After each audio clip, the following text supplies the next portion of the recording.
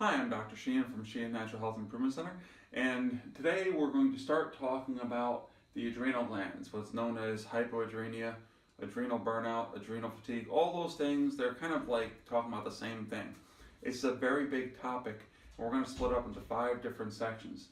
Today we're going to talk about the adrenal glands, what they are and what they do. It's going to be a little bit boring, sorry, but it will actually give you some background about what the adrenal glands are and what they do, so that we can go into the next one, which is basically how do we mess them up, all right, what really messes them up, different stressors, and then what lifestyle activities really burn them out, how do you rebuild them, and then what general supplements will help to rebuild them, okay? So let's start off with the adrenal glands, what they are and what they do, okay? They're these little glands. They're about 7 to 10 grams together that are kind of cone-shaped. You can see like this is a cross-section that sit on top of your kidneys. Your kidneys, this is your back. We're looking in the back right here. This is the middle of your back. This is just beneath the ribs, okay? Just deep to the ribs, you've got your kidneys. Above the kidneys are the adrenal glands, okay? The adrenal glands are made up of 2 different sections, what's called the cortex and the medulla. The cortex is made up of 3 different sections. I'm not getting into that to confuse you. I'm just going to talk about which section does what. But just so remember, adrenal glands on top of the kidneys, the back, just deep to your ribs, 2 different sections, the cortex and the medulla. And they're very small, like I said, 7 to 10 grams. Okay? So the cortex, which is the outside, produces 3 hormones. Okay? Or 3 types of hormones, I should say. It produces glucocorticoids, okay, which are cortisone and corticosterone. By the way, cortisone is spelled incorrectly, but that's okay.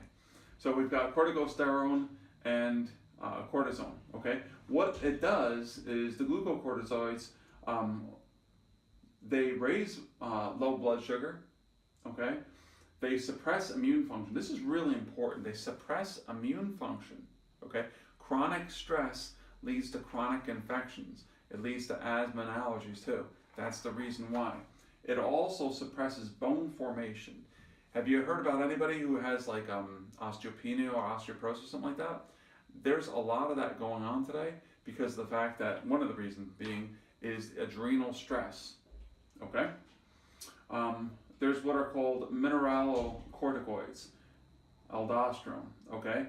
Mineralocorticoids, they have to do with electrolyte balance in the blood, and they help to maintain blood pressure and mineral balance, okay? If you look on people's lab tests, a lot of people have imbalances between their potassium, sodium, stuff like that. Part of it is because of their aldosterone secretion is off, and their mineralocorticoids are off. And also, have you heard of anybody having blood pressure problems? That's one of the other reasons. When you have adrenal stress, you can either have blood pressure that's too low or after a long time, too high, okay? Number 3, this is very, very important, is that the adrenal glands produce what are known as androgens, which are male hormones, but they're also produced in women, DHEA, DHEAS, and androstenedione. The reason why you need to know this is because there's a lot of hormonal imbalances in today's society, and what's the medical treatment for that? But they give you hormones, which are very dangerous, okay? Hormone replacement therapy has been shown to kill thousands and thousands of people per year, okay? It's horrible. They actually used to do studies on it, and they always had to stop the studies because too many people were dying. You can look this up, okay? So they're very dangerous. So, however, if your adrenals are functioning properly, they can help to produce these androgens naturally so that you can produce normal levels of testosterone, estrogen, and progesterone, okay? So the cortex, the outer portion, produces glucocorticoids, mineralocorticoids, and androgens, okay? Now, the center, which is the medulla, okay, the inner portion, produces what are known as catecholamines. You'll know those better as epinephrine and norepinephrine, or adrenaline and noradrenaline.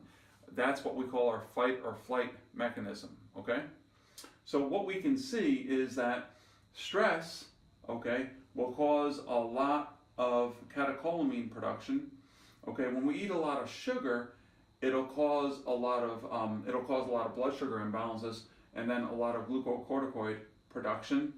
Okay, and if we're actually producing a lot of catecholamines and glucocorticoids, it'll throw off the mineralocorticoids to cause blood pressure abnormalities and also androgen production, prohormone, prehormone production. Okay, that's the reason why you want to know what your adrenal glands are and what exactly they do. In our next video, we're going to go over the different types of stress, the mental, the physical, and the biochemical, and how they actually deplete our adrenal glands further. So if you like this video, press the subscribe button down below, and in the drop down box we also have our Facebook page and our website, and we'll have some different health questionnaires. Thanks.